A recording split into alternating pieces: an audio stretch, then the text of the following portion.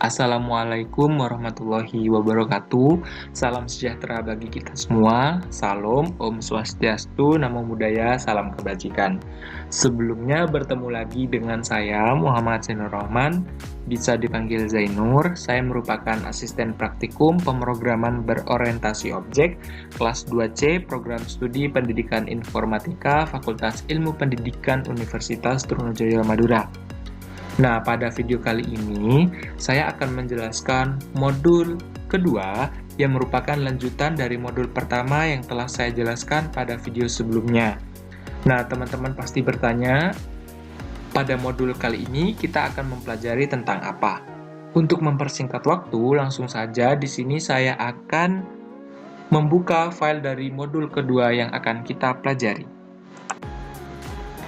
Nah, pada modul kedua ini, kita akan mempelajari terkait konstruktor dan inheritance, di mana tujuan dari modul kedua ini yaitu mahasiswa mampu memahami konstruktor dan multiple konstruktor.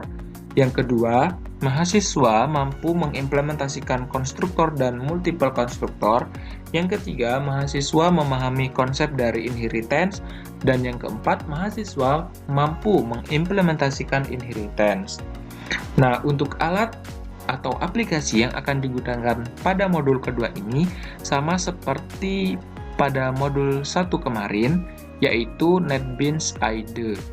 Nah, selanjutnya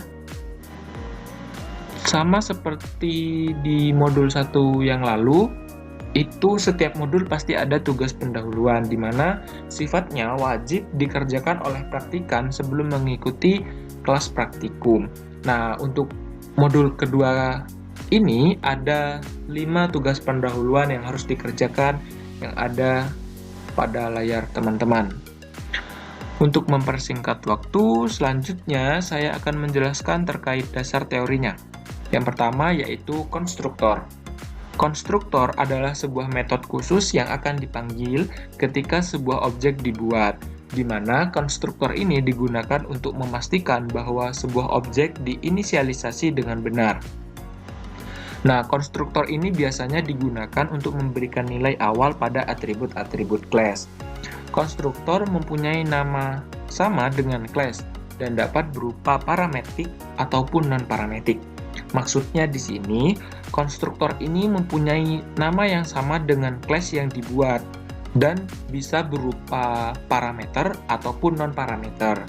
Yang mana secara default setiap kelas akan dibuatkan sebuah konstruktor non-parametrik dengan isi kosong. Yang dimaksud dengan isi kosong ini tidak ada tipe data dan variabel yang dimasukkan sebagai parameter. Seperti itu, teman-teman. Secara umum, deklarasi dari konstruktor ini sama dengan metode biasa, yang hanya saja konstruktor ini tidak mempunyai return type, seperti itu. Untuk deklarasi dari konstruktornya, seperti yang ada pada layar ini ya, yang saya blok ini. Selanjutnya, di sini saya akan menjelaskan terkait multiple konstruktor. Nah, multiple konstruktor ini adalah adanya lebih dari satu konstruktor untuk sebuah kelas. Yang membedakan antara satu konstruktor dengan konstruktor lainnya, yaitu terletak pada parameternya, atau nama konstruktornya sama. Nah, deklarasi multiple konstruktornya ini seperti yang ada pada kotak ini ya, teman-teman. Jadi, perbedaannya jika pada konstruktor biasa, dia hanya memiliki satu metode dan tidak berparameter. Sedangkan untuk multiple konstruktor, di sini ada dua metode konstruktor, yang satunya tidak berparameter, yang satunya berparameter, seperti itu.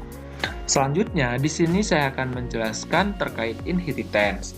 Nah, inheritance ini adalah kemampuan suatu objek atau kelas untuk mewariskan sifat-sifat yang terdapat di dalamnya ke kelas turunannya, di mana inheritance ini merupakan suatu mekanisme yang memungkinkan seorang pemrogram atau programmer menciptakan kelas baru berdasarkan kelas yang sudah tersedia, sehingga tidak perlu menuliskan kode dari awal atau dari nol. Nah, kelas dasar atau kelas induknya ini mewarisi semua metode dan variabel instan. Namun, kelas turunan dapat menambahkan metode baru atau variabel instan barunya tersendiri. Nah, kelas yang mewariskan disebut dengan superclass atau parent class atau base class. Sedangkan kelas yang mewarisi disebut subclass atau child class atau derived class. Nah, untuk agar mudah dipahami, kelas yang mewariskan itu bisa disebut dengan induk kelas atau ibunya kelas, seperti itu. Nah, untuk yang diwarisi bisa dikatakan sebagai anak kelas, seperti itu. Nah, untuk keuntungan dari inheritance sendiri yaitu mengurangi penggunaan kode yang berulang atau reuse. Karena subclass dapat menggunakan atribut dan metode yang ada pada superclass-nya. Seperti itu, teman-teman. Selanjutnya, cara pewarisan class. Nah, untuk menerapkan inheritance pada Java sendiri menggunakan statement extends. Nah, kelas turunannya ini secara prinsip dapat dibuat dengan menggunakan bentuk class, nama subclass-nya, kemudian extends, lalu nama dari induk atau superclass-nya. Sedangkan untuk pemanggilan konstruktor superclass, yaitu apabila subclass ingin memanggil konstruktor, bisa menggunakan kata super. Nah, keyword super ini digunakan oleh subclass untuk memanggil konstruktor dan metode dari superclass-nya. Adapun contoh sintaks untuk memanggil konstruktor dari superclass-nya seperti ini. Oke, di sini saya coretkan ya. Seperti ini ya teman-teman untuk sintaks dari pemanggilan konstruktor superclass. Oke, pemanggilan konstruktor kelas dasar ini harus memenuhi beberapa persyaratan sebagai berikut. Nah, persyaratannya itu yang pertama, pemanggilan dengan super seperti di atas hanya bisa dilakukan pada konstruktornya saja. Yang kedua, pemanggilan konstruktor superclass ini harus berkedudukan sebagai pernyataan pertama dalam konstruktor. Seperti itu, teman-teman. Selanjutnya, contoh sintaks untuk memanggil metode dari superclass-nya seperti ini. Super dot nama metode kemudian parameter yang digunakan. Kemudian untuk prosedur pelaksanaan sama seperti di modul 1 yang lalu, yaitu mahasiswa mencoba latihan yang ada pada modul praktikum, kemudian menganalisis hasil dari program yang dari latihan, kemudian mengerjakan tugas yang diberikan, lalu membuat laporan dari tugas yang telah dikerjakan. Selanjutnya, mahasiswa mendemonstrasikan tugas program yang telah dikerjakan. Oke, selanjutnya di sini kita akan menerapkan atau mencoba latihan yang ada pada modul 2 ini ke NetBeans yang sudah kita install. Dalam modul ini itu terdapat beberapa latihan. Kalau tidak salah ada sekitar 5 latihan. Di sini kita akan menerapkan latihan yang pertama atau latihan A, yang mana dari latihan ini itu merupakan penerapan konsep konstruktor. Nah, seperti yang ada pada layar kita ini ya, teman-teman. Ada class dengan nama manusia, kemudian ada 2 atribut, kemudian ada method dengan nama manusia, yang metodenya berparameter, kemudian partner dari metode berparameter yaitu this, lalu ada metode cetak yang fungsinya untuk menampilkan outputan nantinya saat program dijalankan. Oke, langsung kita terapkan di NetBeans. Nah, di sini saya sudah mengkopas ya sebelumnya dari program ini. Nah, di sini seperti yang saya jelaskan tadi ya, itu ada class Nah, di sini nama manusianya saya rubah Manu. Kemudian dua atribut ya, dengan tipe data string dan integer. Nama atributnya sendiri ada nama dan usia. Kemudian metode yang berparameter. Dalam parameternya itu atributnya ya, atribut yang digunakan pada class. Kemudian partner dari metode berparameter yaitu this. Lalu nama atributnya. Di sini ada metode cetak yang fungsinya menampilkan nama, usia. Lalu atributnya, nah nama dari atribut maksud saya. Nah, perbedaannya di sini hanya saja jika pada modul ini tidak ada main class atau PSVM. Nah, di sini kita tambahkan PSVM untuk menjalankan atau meng-run programnya. Nah, teman-teman, praktikan diharapkan lebih fokus. Jadi, di sini jangan hanya modal kopas, tapi bingung pada saat program kok bisa error, seperti itu. Nah, kuncinya lebih dipahami dan lebih diteliti. Oke, langsung saja kita run dengan menekan Shift F6. Nantinya akan muncul tampilan seperti ini. Nama Zainur dan usia 19. Kenapa Zainur? Karena di sini kita telah men-setting dengan menerapkan sebuah sintaks objek dengan class manusia. Oh, di sini sebenarnya Manu ya, teman-teman, karena nama classnya Manu. Oke. Lalu di sini merupakan penerapan dari atributnya. Di sini atribut string nama, maka di sini tanda petik ya, karena menggunakan string. Kemudian atribut integer usia, maka di sini masukkan angka. Lalu di sini memanggil metode cetak dengan menambahkan imbuhan nama objeknya. Nama objek titik lalu pemanggilan. Selanjutnya latihan B atau multiple constructor. Di sini kurang lebih sama seperti latihan A. Hanya saja di sini ada dua metode. Yang pertama metode tidak berparameter, yang kedua metode berparameter. Dan juga perbedaannya pada metode cetak. Jika pada latihan A ini tidak ada if, nah pada latihan B ini ditambah if, di mana if-nya ini berfungsi jika programmer itu men-setting bagian nama dan usia, maka dia akan muncul sesuai dengan yang telah disetting. Jika tidak, maka dia akan muncul bagian tanpa nama. Oke, kita langsung eksekusi pada NetBeans. Nah, di latihan B ini juga sama ya, teman-teman. Tidak ada main class atau main method. Atau yang lebih simple teman-teman pahami yaitu PSVM-nya.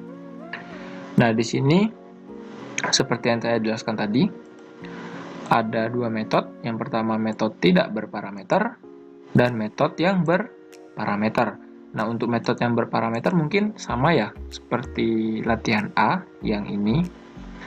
Nah, untuk metode yang tidak berparameter ya kita biarkan saja dia buka tutup kurungnya seperti ini, kosongan. Nah, langsung ditambahkan this titik atau dot nama atributnya. Lalu karena nama atributnya di sini menggunakan string tipe datanya, maka tanda petik ya seperti biasa. Lalu untuk yang penerapan bagian konstruktor kedua yang berparameter, itu cukup menggunakan nama atributnya yaitu nama dan usia lalu semikolon atau titik koma. Jadi tidak perlu seperti yang tidak berparameter. Kemudian untuk metode cetak seperti yang saya jelaskan tadi ada if ya. Lalu di sini untuk main metodenya atau main class-nya, di sini saya membuat dua objek. Yang pertama uji, lalu yang kedua tebak. Nah, di sini untuk yang objek uji, nantinya dia akan menampilkan nama Muhammad Zainur Rahman, lalu usia 19. Nah, untuk objek yang tebak, maka dia tidak akan menampilkan apa-apa, alias hanya menampilkan nama tanpa nama, usia 0. Oke, untuk pembuktian kita langsung run.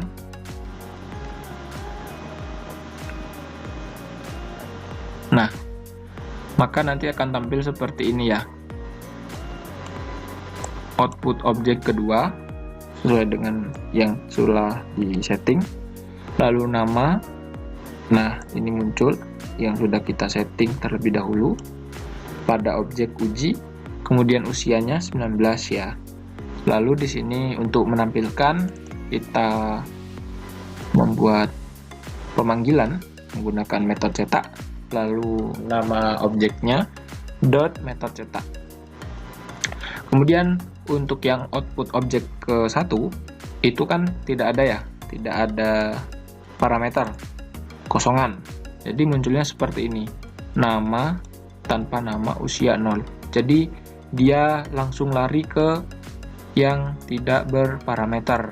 Namun jika di sininya diterapkan menggunakan metode yang berparameter, maka dia akan memunculkan yang sama seperti itu. Jadi fungsinya if ini jika namanya 0, maka dia akan memunculkan yang ini seperti itu. Selanjutnya latihan C, inheritance. Di sini ada public class pet, terus ada atribut, ada metode. Metodenya banyak ya, sepertinya di sini. Class-nya juga banyak karena inheritance seperti yang saya jelaskan sebelumnya, bahwa inheritance ini merupakan pemrograman yang bisa mewariskan sifatnya seperti itu. Jadi di sini kita mungkin langsung eksekusi saja ya. Pet. Oke. Di sini ini atributnya. Lalu di sini method get. Lalu method set dengan parameter menggunakan nama atribut pet name. Petnya ini merupakan nama dari public class-nya, lalu name-nya ini merupakan nama dari atributnya. Lalu name, lalu pet name. Jadi pet name ini berfungsi untuk identitas dari metodenya ya, teman-teman. Lalu method speak, jadi nanti dia jika dijalankan programnya, maka dia langsung memunculkan ini, I'm your cute pet, seperti itu. Lalu di sini ada class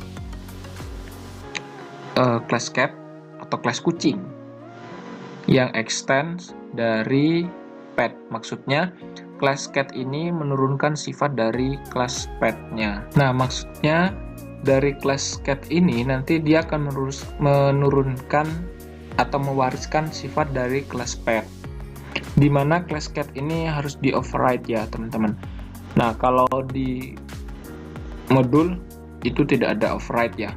Namun kembali lagi, Java itu memang agak sensitif jika ada hal yang kurang seperti itu. Kemudian untuk selanjutnya ada class dog. Class dog atau class anjing ini merupakan turunan dari class pet, dimana perbedaannya di sini hanya metodenya ya. Kalau di metode kucing dan pet ini speak, di sini fetch.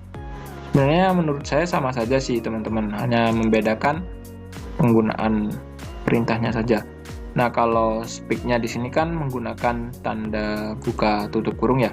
Kalau fetch ini lebih ke terbuka seperti itu. Jadi, tapi tetap saja ya teman-teman menggunakan tanda petik 2. Kemudian di sini main class atau main methodnya PSVM. Lalu di sini ada 1, 2 objek. Objek yang pertama menggunakan pet, kelas induk, lalu objek yang kedua menggunakan cat. Dimana di sini untuk memunculkan perintah dari objek pet 1 itu kita nanti akan memunculkan yang ini, I'm your cute pet. Lalu untuk yang memunculkan objek kedua atau cat1, nanti dia akan muncul terlebih dahulu yang ini ya teman-teman. My name is Kitty. Maka nanti dia akan muncul lagi cat1 speak, yang I speak only when I want to. Seperti itu. Nah, seperti yang telah saya jelaskan pada modul 1 lalu, jika ada set, di situ ada get. Jadi set dan get ini merupakan partner yang sudah sangat akrab, seperti itu. Nah, di sini nama objeknya cat1, lalu di sini menerapkan setting dari metodenya yaitu Kitty, lalu di sini settingan tadi dipanggil. Seperti itu. Jadi cukup menggunakan objek dot manggil menggunakan get. Nah, di sini kita langsung run ya, yang pet, biar tidak lama-lama. Oke, sebentar, ini agak sedikit error. Oke, di sini kita langsung run ya, yang kelas pet. Nah, nanti akan muncul seperti ini, I'm your cute pet, yang merupakan metode ya, metode dari kelas induk. Tadi kan dipanggil ya di bagian awal. Lalu my name is Kitty. Kitty merupakan nama yang telah disetting dari objek atau dari kelas cat, lalu dipanggil ya. Nah, nanti yang ini juga akan muncul di bagian bawahnya karena dipanggil di bagian akhir. I speak only when I want to. Seperti itu.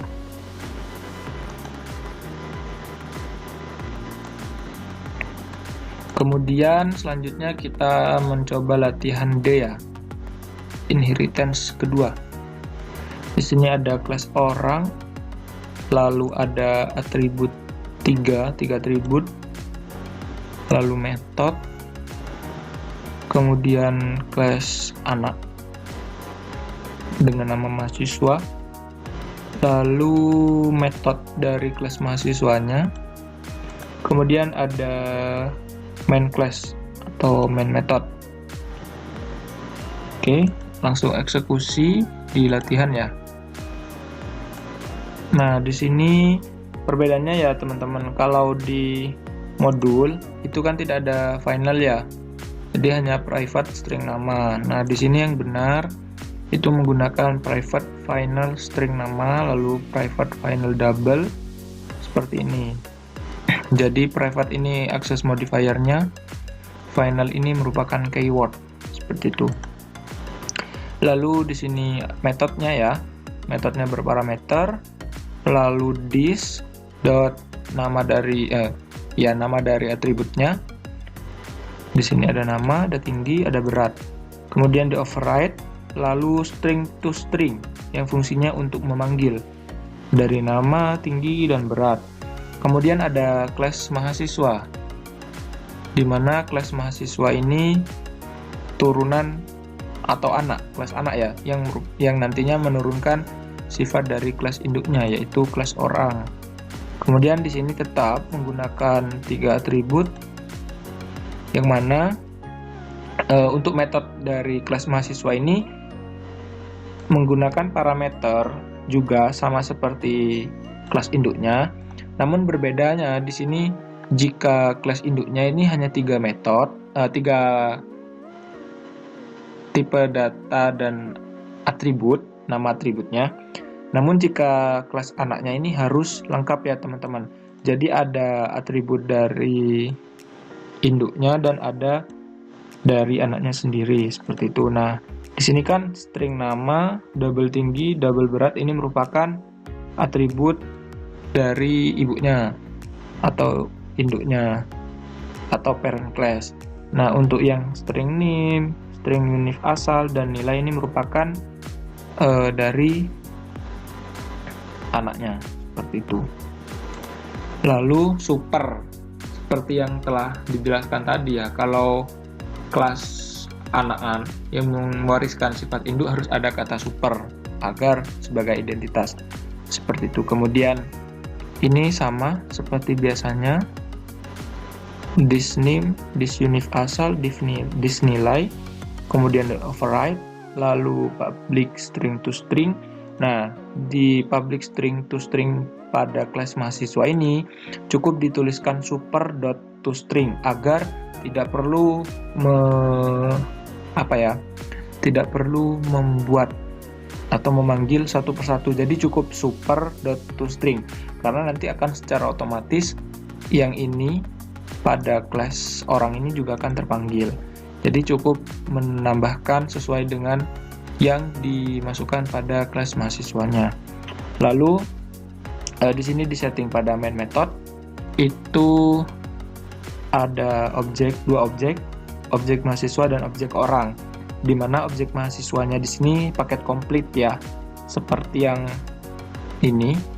Untuk menjalankan ini, jadi ada nama, tinggi, berat, NIM, unif asal, dan nilai. Sedangkan untuk orangnya sendiri atau objek orang ini, dia hanya 3. Jadi dia hanya memunculkan yang telah disetting di bagian kelas orangnya itu sendiri. Lalu di sini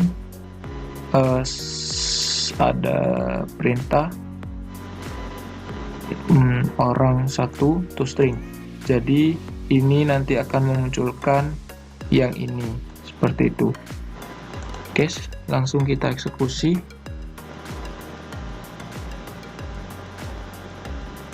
Wah, error kembali ternyata. Oke, bentar.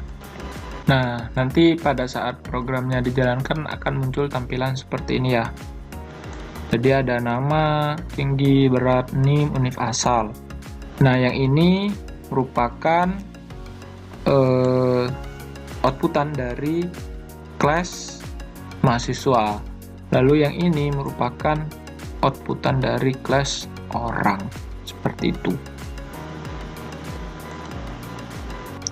Oke, selanjutnya kita menerapkan latihan yang kelima, dimana ini masih konsep dari inheritance ya, cuman lebih komplit teman-teman. Jadi ada tambahan yang awalnya jika di latihan sebelumnya itu hanya kelas mahasiswa, di sini ada kelas siswa yang juga menurunkan dari kelas orang, kelas induknya.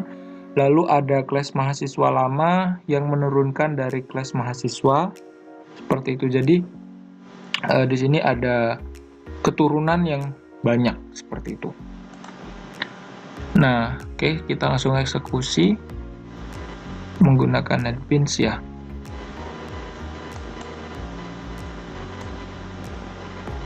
Oke, di sini ya ini. Jadi kurang lebih seperti ini ya codingannya, teman-teman. Jadi ini kelas tambahannya di sini ya, kelas siswa yang menurunkan dari orang. Maka di sini supernya tetap menurunkan dari kelas orang, yaitu ada nama, tinggi, dan berat. Sedangkan untuk kelas mahasiswa lama karena menurunkan dari kelas mahasiswa, jadi di sini itu bisa dikatakan double karena kelas mahasiswa sendiri itu menurunkan dari kelas orang, lalu kelas mahasiswa lama ini menurunkan dari kelas mahasiswa. Jadi bisa dikatakan supernya itu ada 2, seperti itu, ada 2 ibu atau 2 induk.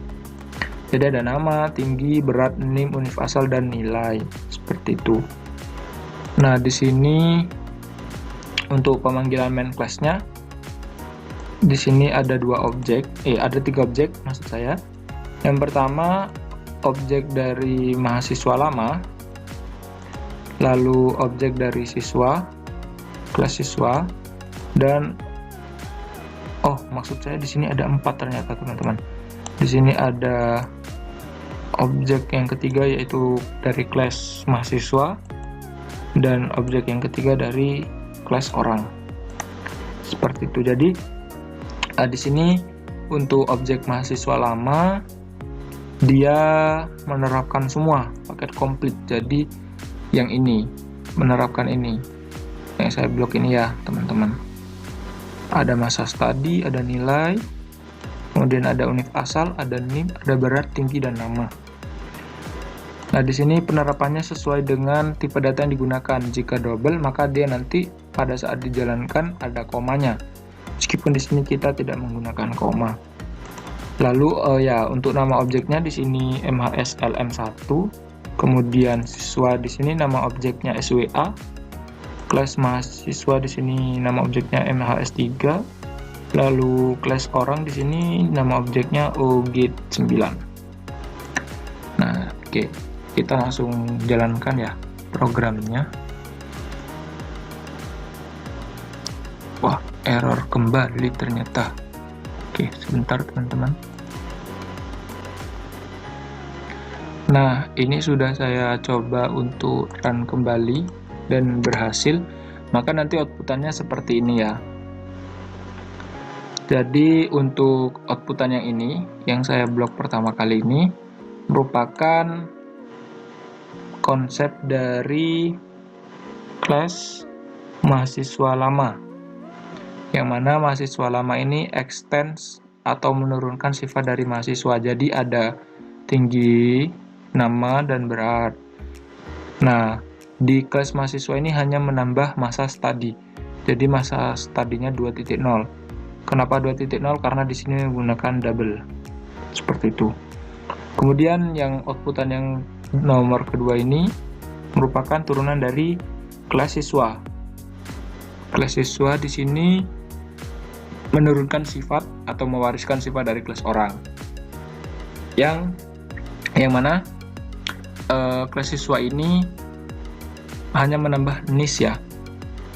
Jadi tidak banyak seperti itu. Kemudian yang ketiga ini menerapkan konsep dari kelas mahasiswa itu sendiri. Seperti awal ya, karena kelas mahasiswa ini mewariskan dari orang, jadi seperti ini. Dan yang orang ini kelas induknya.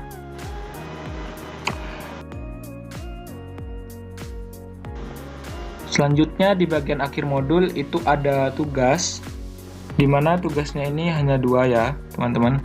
Yang pertama, perpustakaan UTM memiliki desain kelas master untuk data buku dan skripsi dan ketentuan sebagai berikut. Nah, dari data tersebut buatlah rancangannya dengan konsep inheritance. Nah, berarti dari tugas ini tuh ada beberapa kelas ya, jadi ada kelas induk dan kelas anak. Lalu tentukan kelas mana yang menjadi superclass atau subclass. Kemudian implementasikan program yang memiliki fungsi entry data buku dan skripsi, serta melihat hasil entry data. Nah, maksudnya di sini implementasikan program yang memiliki fungsi entry. Nah, fungsi entry ini berarti fungsi untuk memunculkan. Seperti itu. Dan soal yang kedua yaitu buatlah multiple constructor pada kelas yang telah kamu buat. Nah, di sini buatlah multiple constructor ini dari kelas yang ini. Jika yang di sini menggunakan konsep inheritance, maka yang di nomor 2 ini menggunakan multiple constructor. Seperti itu. Mungkin itu saja yang dapat saya sampaikan, kurang lebihnya mohon maaf. Wassalamualaikum warahmatullahi wabarakatuh. Sampai jumpa di modul selanjutnya.